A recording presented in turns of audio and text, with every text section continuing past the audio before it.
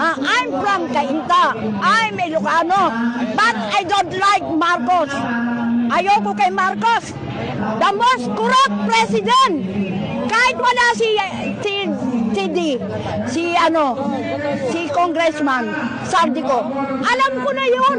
Katangan ninyo, sino pumirma ng GAA, BICAM, May Blanco? Di si Marcos, bangad. Tatandaan ninyo. Si Marcos ang the most corrupt president I ever heard. Kaya ako lalahok. Inflation! Ang talong, 200! Ang galunggong, 400! Yung 1,000 mo, wala nang mabibili. Isa pa lang yun na malengke ko. Isa pa lang yun. Tapos, gusto pa niya si Marcos, bangag. Maglalakaw ka, Marcos. May kastang ka. Hindi kita gusto. Binoto kita dahil kay Sara noon. Uniteam. Kung walang uniteam, di kita iboboto. Sabi mo pa nga, dama ko, hirap nyo. Puro pala kabalbalan yung sinabi niya eh.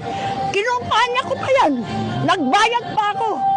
Kasi dahil kay Sara, kung hindi nagpabola si Sara, o nasaan na si Sara, tinarador mo!